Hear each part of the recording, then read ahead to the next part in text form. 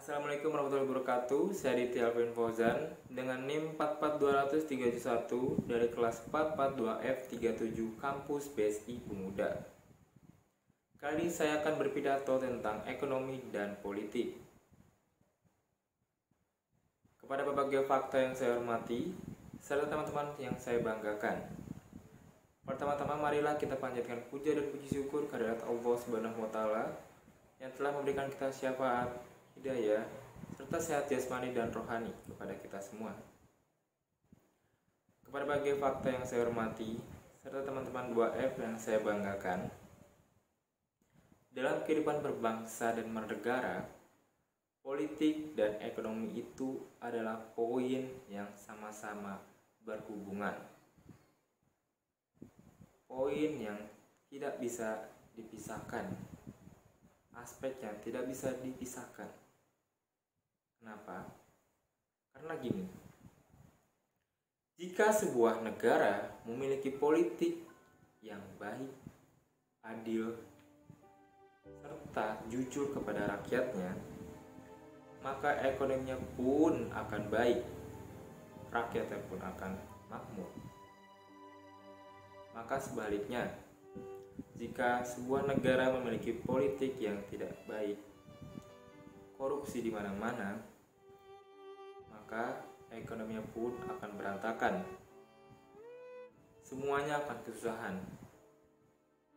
Maka dari itu, diperlukan kesadaran rakyat maupun para pemimpin kita untuk saling bahu-membahu agar menjaga kestabilan dalam aspek negara. Karena politik dan ekonomi itu adalah kunci sebuah negara itu maju atau tidak. Kita ambil contoh saja sebagai Korea Utara atau Korea Selatan. Mereka memiliki hukum serta politik yang baik. Contohlah Korea Utara, Kim Jong-un. Rakyatnya pun akan takut kepada semua. Maksudnya rakyatnya pun akan takut kepada Kim Jong-un. Bahkan di Korea pun jika ada pejabat yang korupsi, mereka rela dihukum mati. Coba saja kita Indonesia. Mana ada hukum mati? Ya paling-paling penjara 4 tahun, 5 tahun. Dan bisa ditebus dengan uang. Menurut saya sih ironis. Karena negara kita ini kan luas.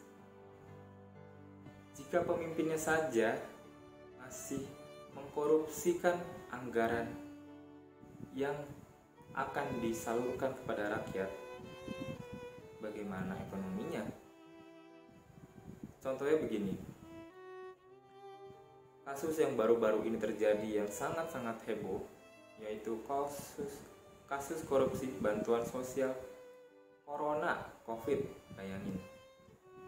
Bantuan sosial untuk rakyat yang terkena dampak Covid, ada yang di PHK, ada yang dirumahkan, bahkan ada yang gajinya dipotong.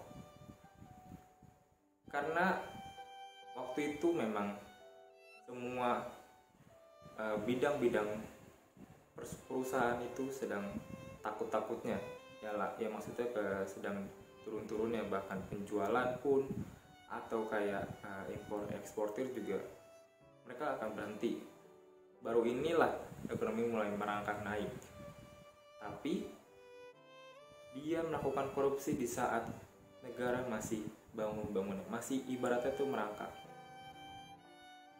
Kejam kan? Tapi sekarang kita lihat, ada berita nggak di TV tentang Juliari Batubara?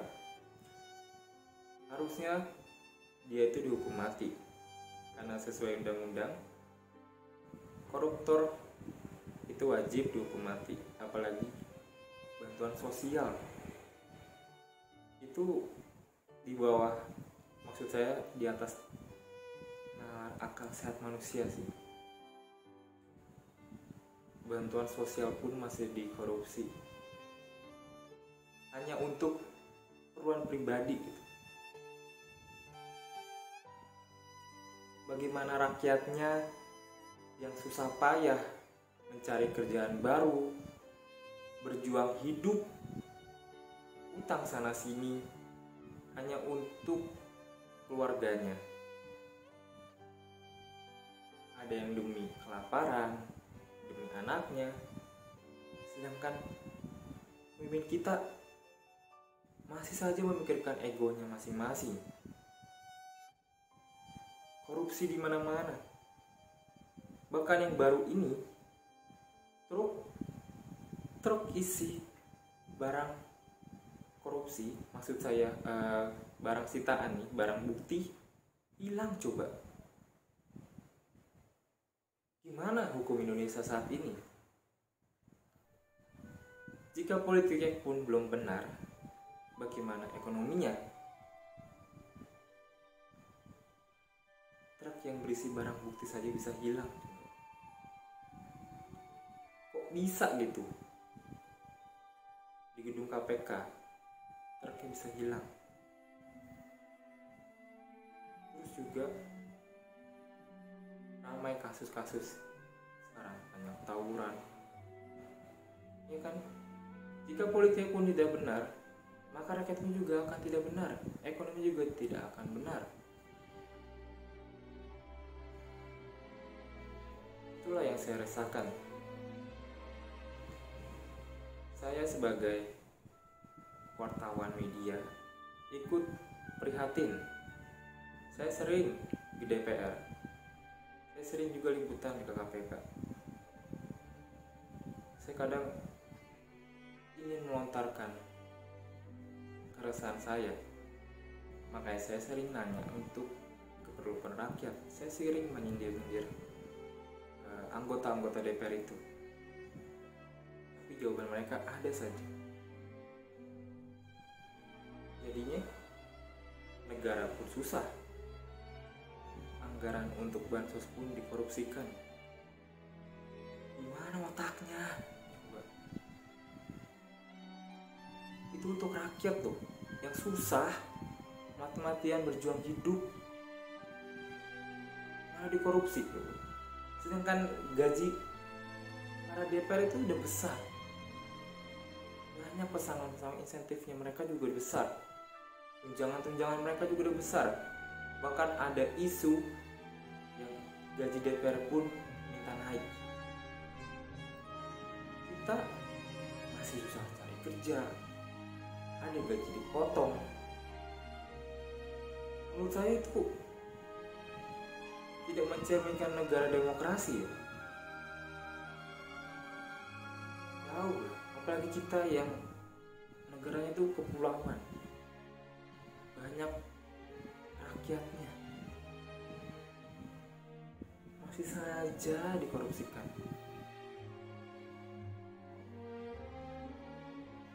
Aduh. Maka dari itu, kita para generasi muda harus bisa menjadi contoh atau menjadi penolong untuk bangsa kita sendiri. Jadilah generasi muda yang berpendidikan dan bermoral, tentunya yang jujur, demi generasi selanjutnya. Demikianlah pidato singkat saya.